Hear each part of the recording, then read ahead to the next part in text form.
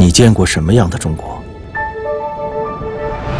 是960万平方公里的辽阔，还是300万平方公里的澎湃？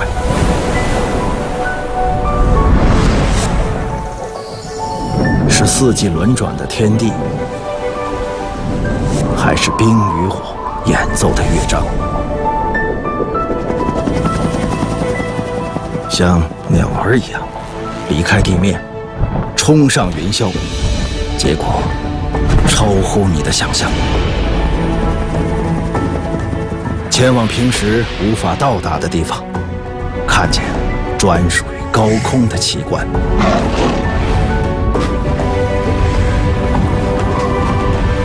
俯瞰这片朝夕相处的大地，再熟悉的景象也变了一副模样。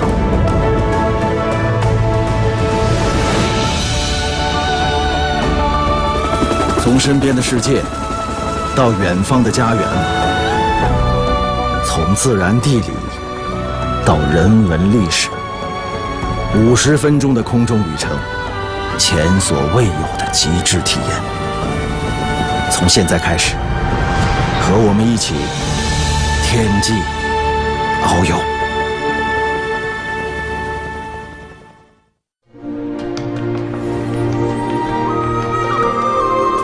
海南省位于中国版图的最南端，它带着南海众多岛屿，贡献了相当于中国陆地面积1/4的广阔海域。南部的南沙群岛界定了中国最南的国界，北部的琼州海峡隔开了海南岛与内陆。我们的旅程从北部开始，探索火山如何塑造岛屿，前往一座洋溢着闯荡精神的城市。沿着北部海岸线，邂逅3座风格迥异的灯塔。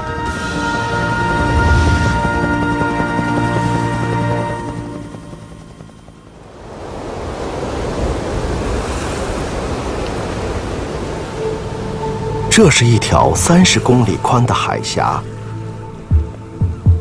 它的南岸是中国第2大岛海南岛。海南岛本来是内陆的一部分，6000万年前，地壳运动让部分陆地下陷，海水淹没了这里，形成了古琼州海峡。伴随着塌陷和海峡形成，火山开始喷发。火山喷发物不断堆积，海南岛北部的面积随之扩大。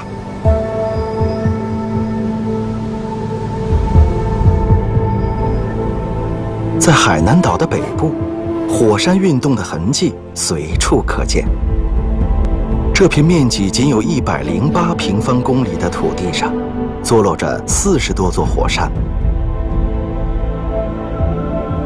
马鞍岭火山是其中的明星，它由一座主火山、一座副火山和2座小巧的寄生火山组合而成，就像父母带着自己的一双儿女。如今，植被已经把火山层层覆盖，人们在这里建造了公园。沿着火山缺口处的步行通道，可以一直走到69米深的底部。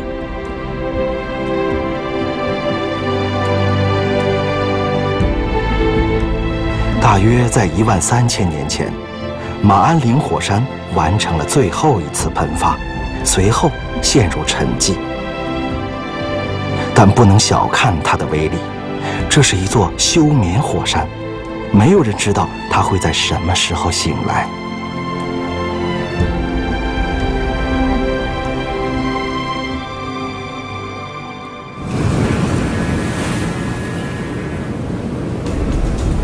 轮渡是往返于内陆和海南岛之间的班车，只需要50分钟就能横渡琼州海峡。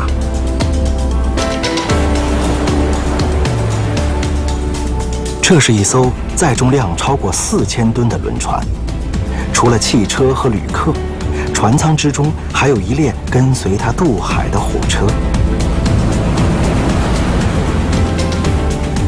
跨海前，火车被拆分开，装入船舱。轮渡靠岸后，首先完成铁轨的对接。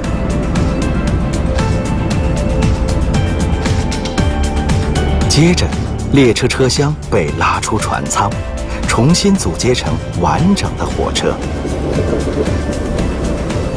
海口是他们在海南岛旅程的第一站。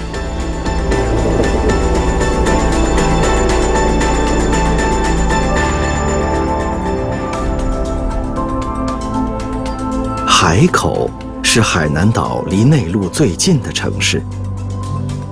90%的进出岛货物都在海口中转。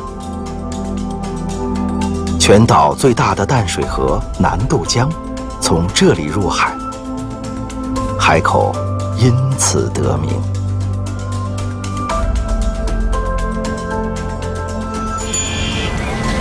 在海口，有一条盛极一时的骑楼商业街。1楼是店铺，2楼以上是人们居住的地方。这部分向外探出，就像骑跨在人行道上，所以叫做骑楼。这是海南人从东南亚带回来的建筑样式。对于他们来说，大海并不意味着阻隔，而是通往远方的道路。从清代开始，这里就有下南洋的热潮。出海闯荡的人们捎回不少新奇玩意儿，小到咖啡，大到骑楼这种设计，甚至连造房子的水泥都是从南洋运回来的。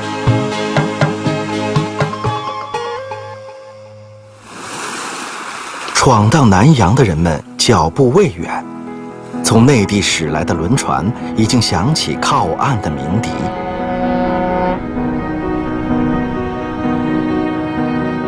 1988年，海南建省，并成立了中国最大的经济特区。自由与梦想激励10万闯海人横跨海峡，从海口登陆，踏上这座充满无限可能的岛屿。如同闯关东，走西口，当年的闯海人勇于冒险，走在了开放的前沿。下海是他们贡献给那个时代最具代表性的流行词。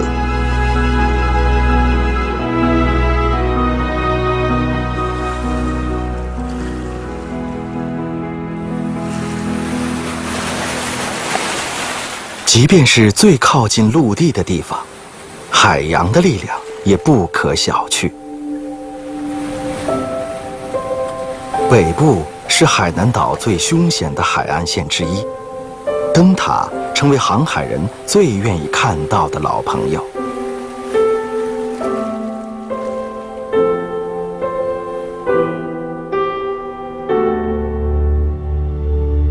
这是海南灯塔中最年长、相貌也最出众的一座。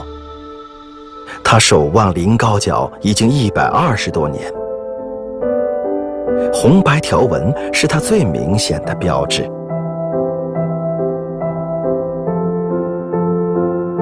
临高角灯塔见证了不少历史。1894年，法国人为了控制琼州海峡而修建了它。50多年后，解放军在临高角艰难登陆，解放了海南。激战过后，灯塔如旧，但海南已经成为一个全新的世界。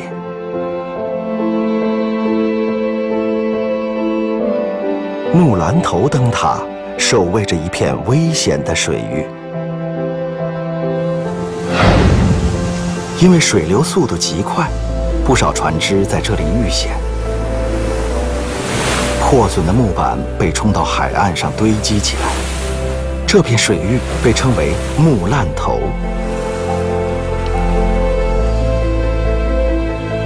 后来，人们将其改名为木兰头，期望海难不再发生。真正发挥作用的是这座74米高的亚洲第一灯塔，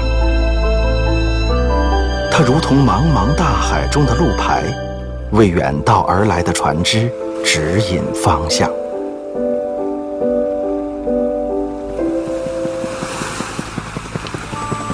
追寻一座岛屿和树木之间的奇妙缘分，平凡的椰子有着最传奇的身世。貌不惊人的红树林在绝境中力挽狂澜，退潮后加入螃蟹和鸭子的队伍，与他们一起重新发现海滩。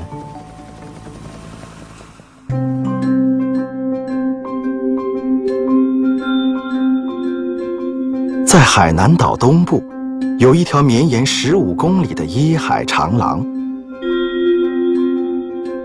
，200万棵椰树演绎了极致的椰岛风情。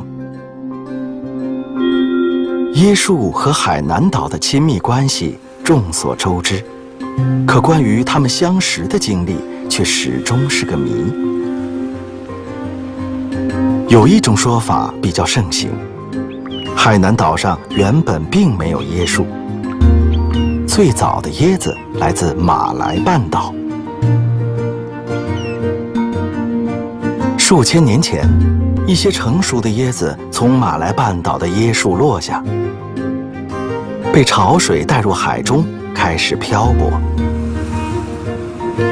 搭乘洋流的班车，他们必须在2个月之内遇见陆地，否则等待着他们的就是死亡。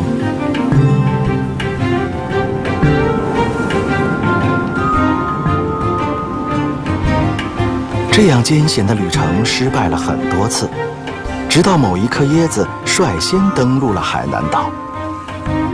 这是幸存者的胜利，一颗椰子最终繁衍出一片椰林。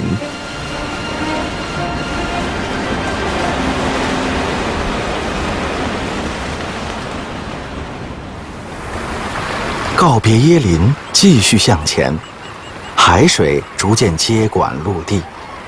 我们惊诧地发现，一片树林生长在海水之中。这片树林聚集了不同品种的红树科植物，它们或许是自然界最名不副实的树木，明明是绿色，却叫做红树林。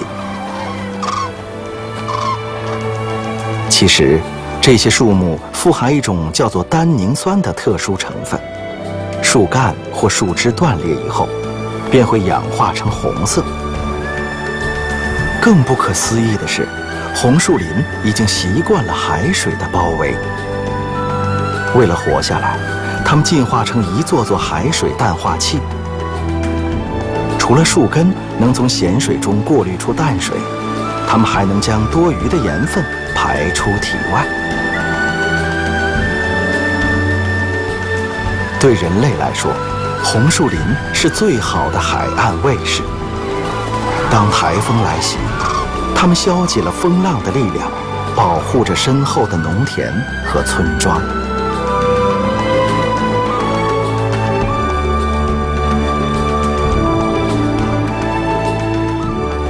红树林还有一批忠实的拥护者。每天落潮后，鸭子们便浩浩荡荡涌向红树林旁的滩涂。海滩上滞留的小鱼虾是它们挚爱的食物。大自然的馈赠给鸭子提供了免费的天然饲料。这种赶海觅食的鸭子，有人称呼它为跑海鸭。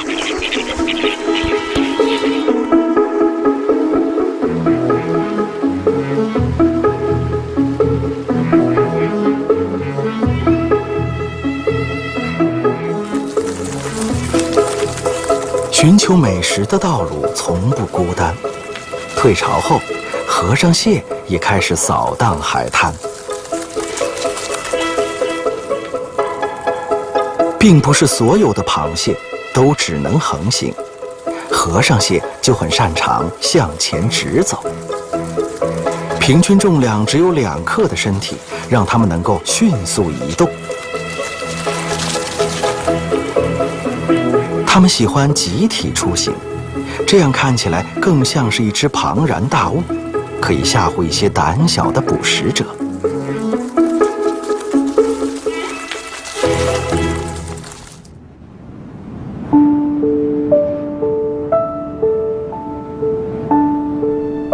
大海在每一次涨落之间，将大自然的礼物馈赠给海边的人们。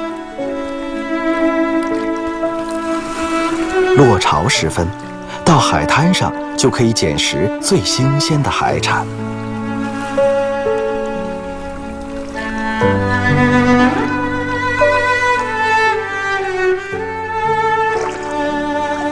潮水退得越远，留给赶海人的沙滩就越多。熟悉地形的渔民甚至可以下到数百米外的海滩上采贝。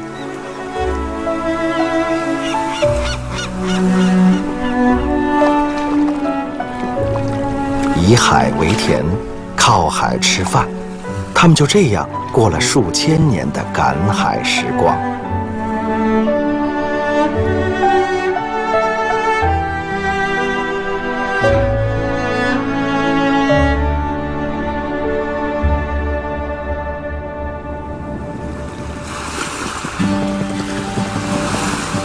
从古老的渔村到度假天堂，不断变化的风景里蕴藏着海南更新迭代的故事。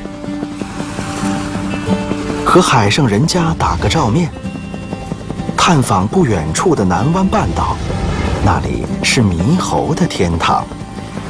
飞往中国顶级的旅游胜地，体验花样玩海的无穷乐趣。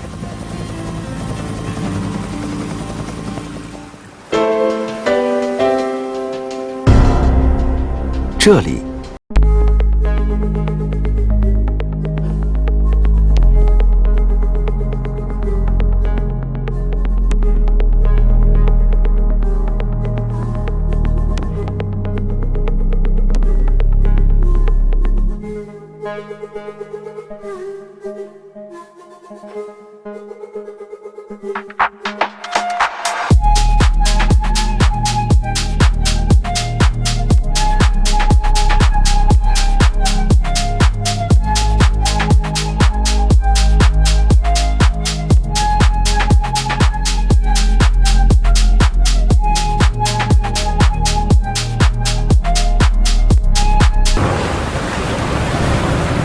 让我们去看看在此之前这座岛屿童年的模样。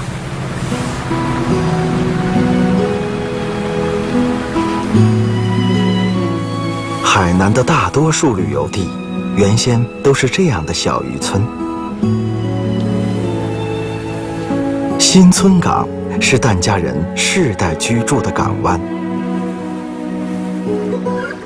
疍家人是沿海地区水上居民的统称，数千年来，他们靠海为生，以船为家，从不上岸生活。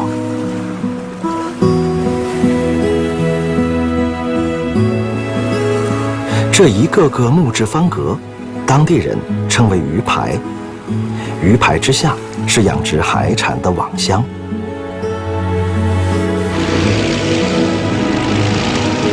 今天的疍家人以养殖和出海捕鱼谋生。他们在鱼排上搭建木屋，鱼排连成片，木屋连成村。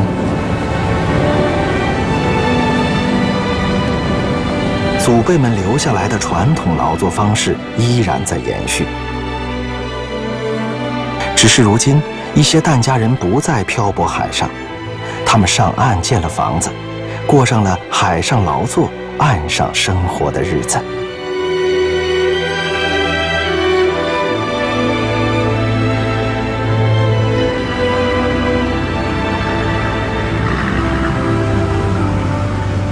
疍家人的邻居住在不远处的半岛上，眼前这座山就是猕猴的乐园。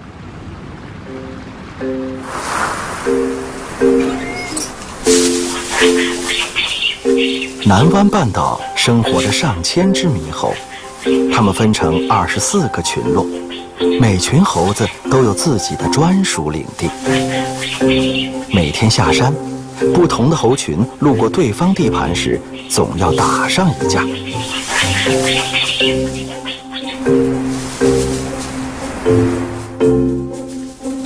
南湾的猕猴个头较小，体重一般不超过10公斤。小个头更容易散热，这是它们为了适应炎热的海岛气候，在进化过程中做出的改变。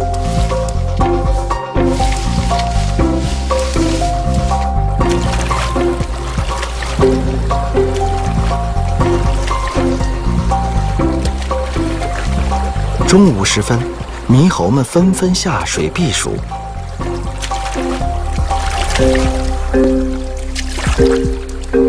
猴王担负起教练的职责，他只在岸上观望，从不下水是他的原则。毕竟湿漉漉的毛发实在有失猴王的威严。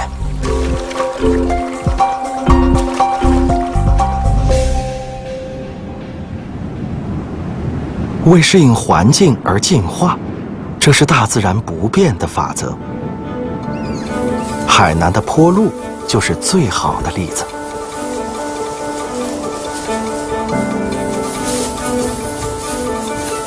从名字上看，很多人会以为坡鹿生活在山坡上，可在海南方言中，坡是平地的意思。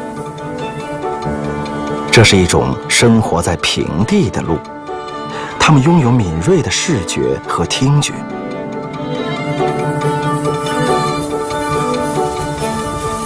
坡鹿奔跑迅速，还特别善于跳跃，1米多高的乔木、灌丛都能轻松地一跃而过。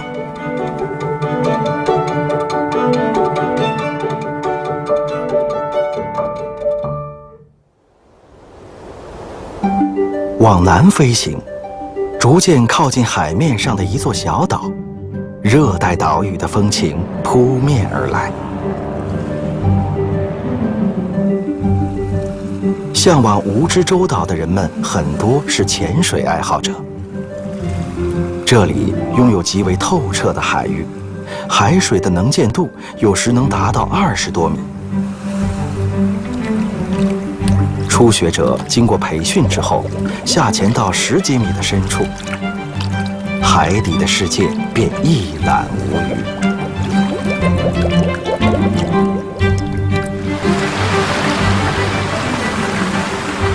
见风使舵是帆船运动的关键。海上的风隔20-30米便迥然不同。有人喜欢风力条件上乘的岸边环境，有人愿意纵向深海以躲避大浪。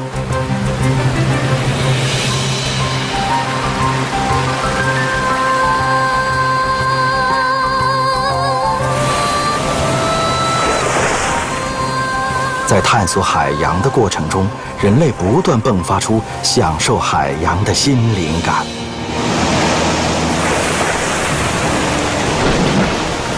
玩海的方法层出不穷，海面之上可以随心所欲地绘画。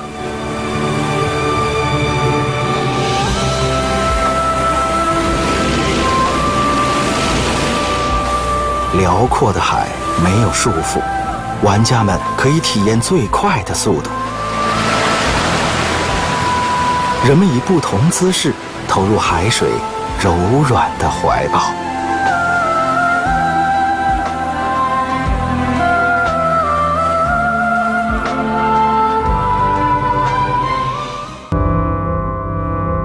你见过什么样的中国？是960万平方公里的辽阔，还是300万平方公里的澎湃？是4季轮转的天地，还是冰与火演奏的乐章？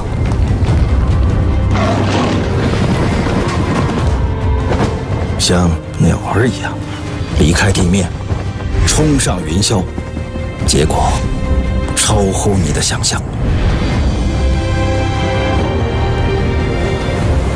从身边的世界到远方的家园，从自然地理到人文历史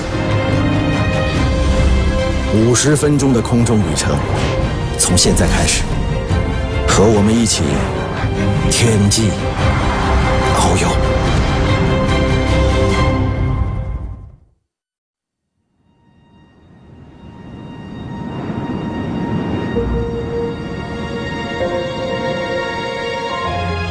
一些前往三亚的航班，在降落前首先会在这里绕行。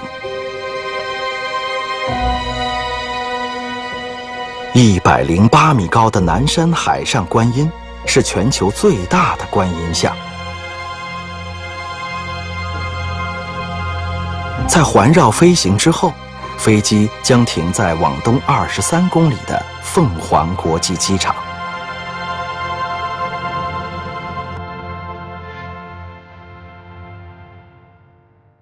三亚是人们常说的天涯海角。在古代，它是贬谪官员、流放囚犯的荒凉之地。千年后，人们看中了它的潜力。旅游业的发展重塑了人们对边远之地的浪漫想象。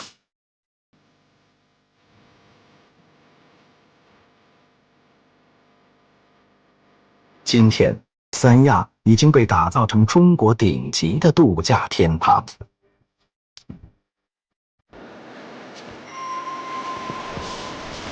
俯瞰三亚，这座城市正演绎着自己的快与慢。在快速发展的时代，变化无处不在。人们需要加快脚步，才能抓住涌动的财富契机。同一片土地上，另一群人却慢得出奇。他们不远万里来到这里享受假期，只为了寻得片刻宁静。这就是属于三亚的双城记。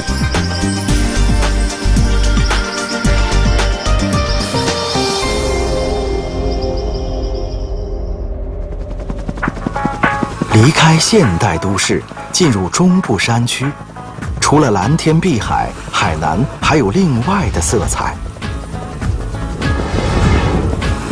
寻找第一批拓荒者的足迹，前往南渡江参加一场夏日盛会，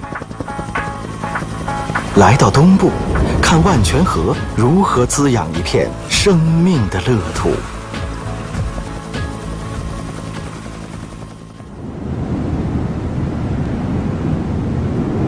海南的东部分布着大片山脉，它们占据了岛屿1/4的土地。苍茫的山林正在向我们靠近。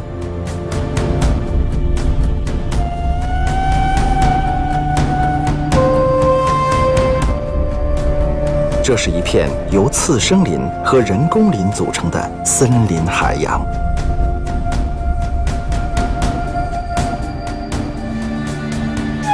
寻找真正的原始森林，可以前往尖峰岭。这里保存着中国为数不多的原始热带雨林。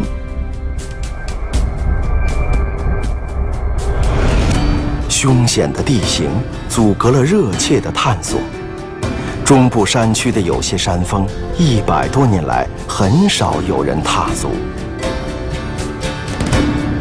与世隔绝未尝不是好事，这让大自然能以自己的节奏繁衍生息。山林深处，生活着海南岛的第一批拓荒者。数千年前，黎族先民乘船渡海而来。据说，在海南上岸后，他们把船反过来一扣，底下用4根柱子支撑起来，就成了船形屋。传说寄予的是美好想象，船形屋更像是黎族人为适应环境而做出的精心设计。屋顶边缘尽可能向外探出，既可遮阳，又可挡雨，十分适合海南炎热多雨的天气。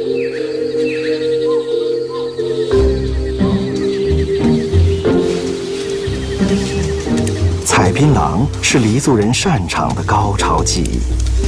人们常说，黎族的阿哥爬树比猴快，爬的就是槟榔树。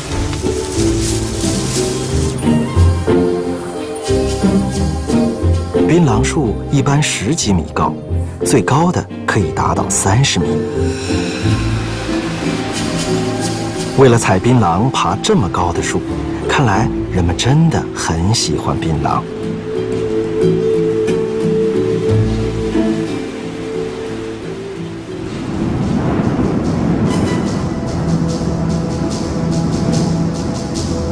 黎族人原先以采集、狩猎为生，漫长的岁月中，他们学会了精耕细作。崖湖梯田见证了这种生活方式的转变。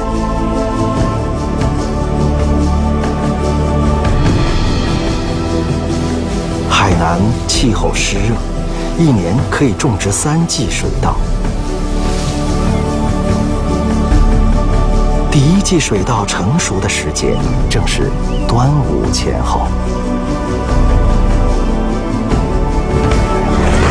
赛龙舟算得上此时海南岛最热闹的水上盛会。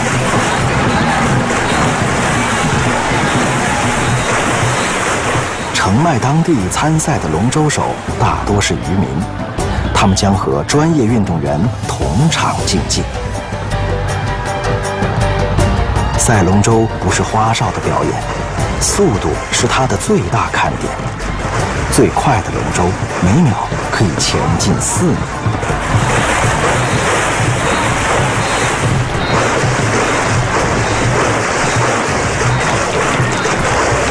想要取胜，龙舟手的动作必须整齐。只有当2侧的划桨同时用力，龙舟才能保持直线前进。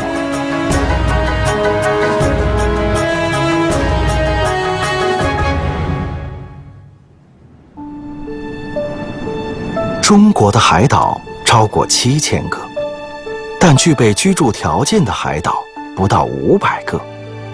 因为缺乏淡水，大多数海岛无法居住。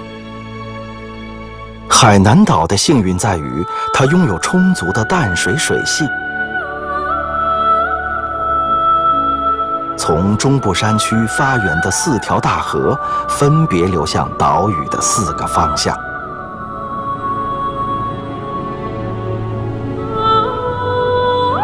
其中，万泉河在海南东部冲击出一片片沃土，造就了海南最大的粮仓。上天并非总是眷顾这里，偶尔他也会发发脾气。因为处于台风走廊的入口，海南东部一年要接受台风2、3次正面袭击。得益于河流的滋养，这里依然成为仅次于海南北部的人口稠密区。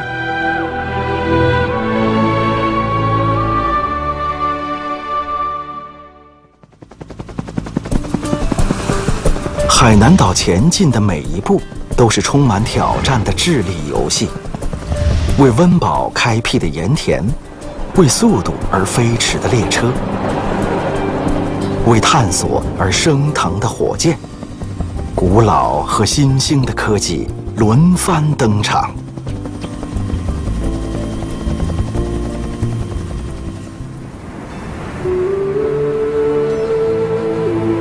1200年前，人们发现海岸边的许多石头有天然形成的凹槽。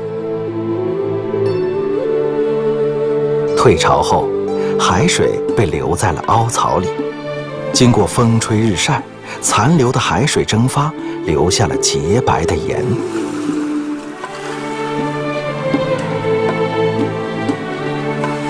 这个现象启发了人们，他们搬来更多的石头，在石头上凿出了盐槽，密密麻麻地排列在海边。这是古代儋州人取盐的好方法。潮水涨落之间，智慧的光芒闪现。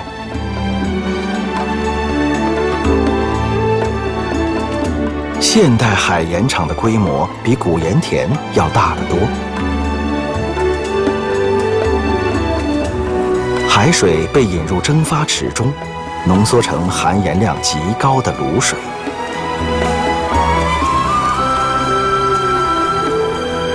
为了加快水分蒸发，人们需要常常翻动卤水。经过1周左右，卤水就能结晶成盐。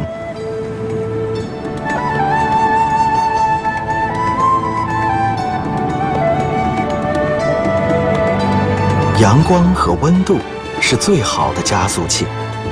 热带气候让海南的植物飞速生长。在内地，培育一个农作物新品种需要8到10年，在这里，周期节省了3到5年。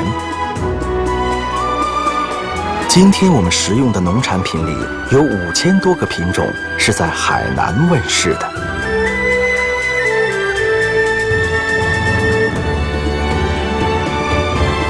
这片土地从来不掩饰对于快的热爱，这里的人们也继承了快的基因。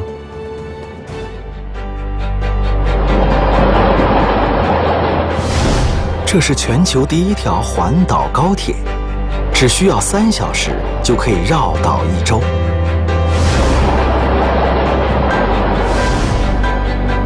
海南岛中部高，四周低，人们多数生活在靠近岛屿边缘的平原上。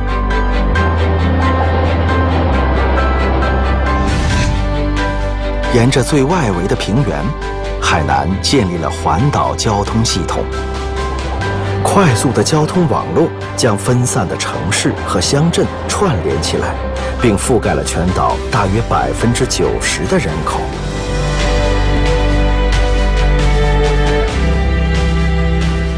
跟随环岛高铁前往文昌。文昌拥有中国最接近赤道的航天发射场。在这里发射的火箭可以更轻松地进入轨道。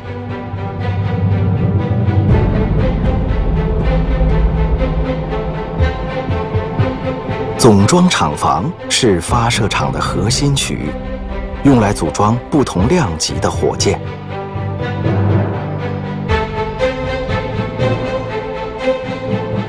准备发射前，火箭被推送到发射塔架。塔架四周有避雷塔，塔架下是深达20多米的导流槽，用来导流火箭发射时产生的巨大热量。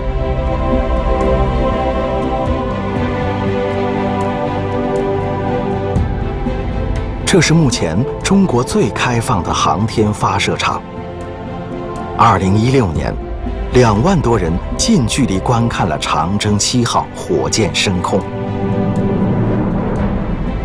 2017年，嫦娥5号月球探测器也将从文昌登天。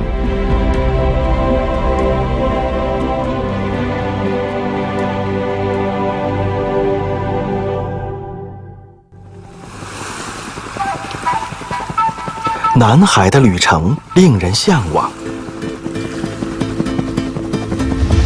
在大洲岛发现年代久远的沉船，跟随潭门镇渔民前往南海，俯瞰汪洋上的翡翠，凝视大海的瞳孔，在旅程的终点我们将邂逅经验之外的震撼。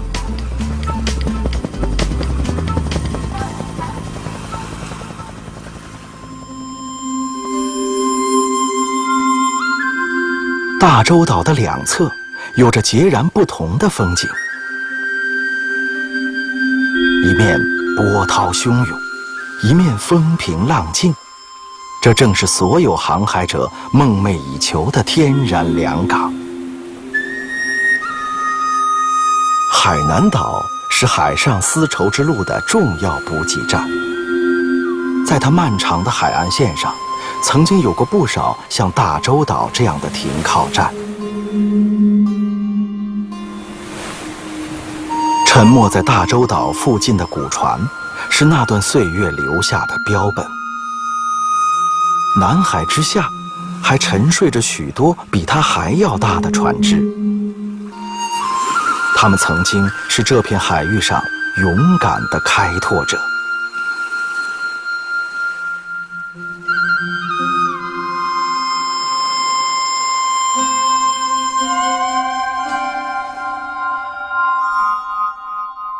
这从来不是一片寂寞的海洋。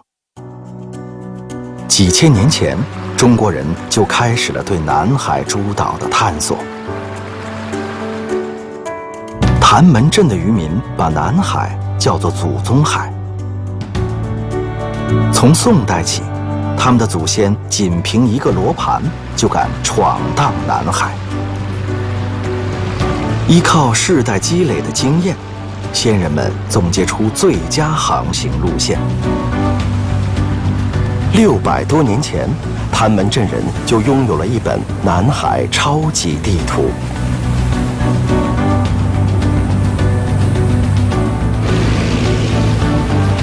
天气好的时候，谭门镇的渔民会带着家中的男孩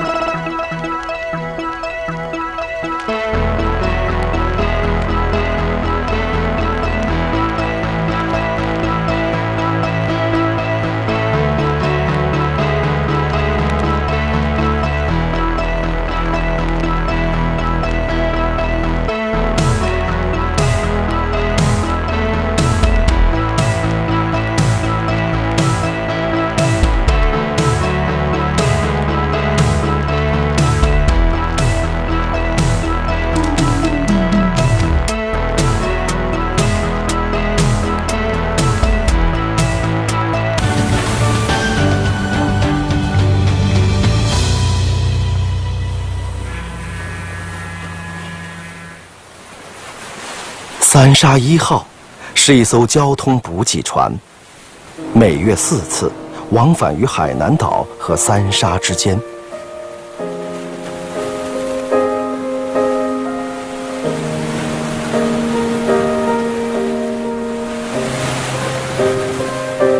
海水颜色由浅变深，意味着轮船进入深海。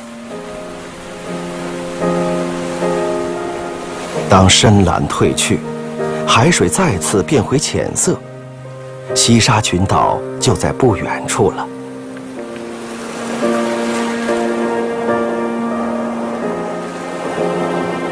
经过大约13个小时的航行，三沙1号到达第1站永兴岛。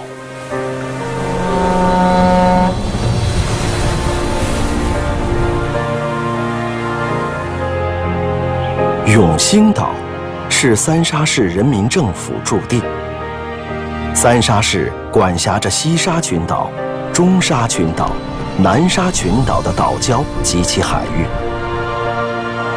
永兴岛上，中心主干道长约300米，两旁分布着银行、超市、医院等生活服务设施。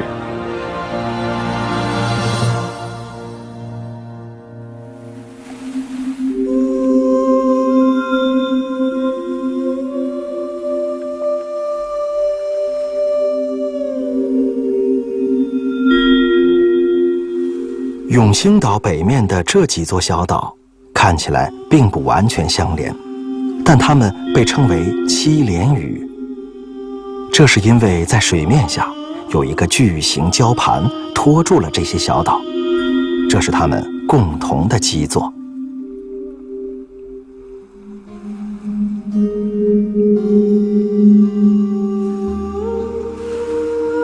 西沙群岛的岛屿大部分都由珊瑚虫的遗骸堆积而成。在新陈代谢中，珊瑚虫会分泌石灰质，变为自己生存的外壳。它们聚居在一起，一代代生长繁衍。石灰质不断粘合压实，就成为如今我们看到的珊瑚礁。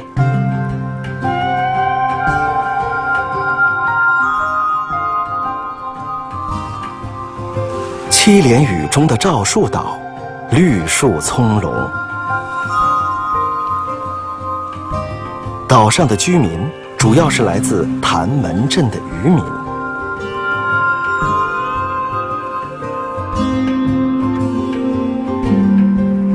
赵树岛的基础设施逐步完善，人们安居乐业，并于2009年成立了赵树岛居民委员会。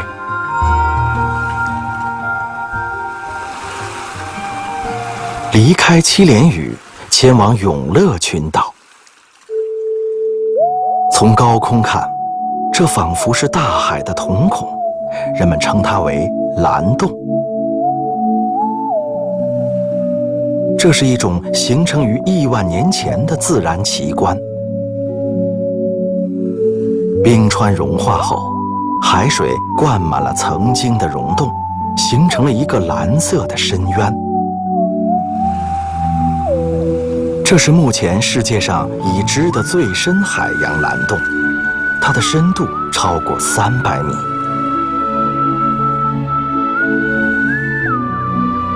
未知领域激发着科学家探索的兴趣。想要接近蓝洞，需要等待合适的时机。蓝洞四周岛礁密布，人们只有在潮水最高的时候才能乘坐小船进入。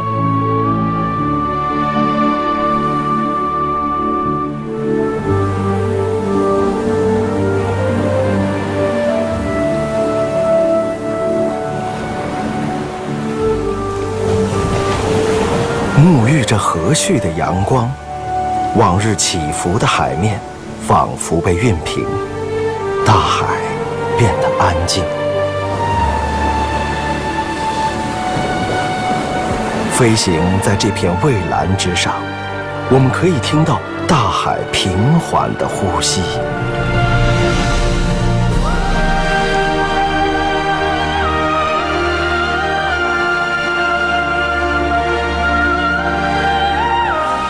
面向海洋，更能感受到风的来向。一个新的时代正乘风破浪而来，海洋愈加成为中国连通世界的桥梁。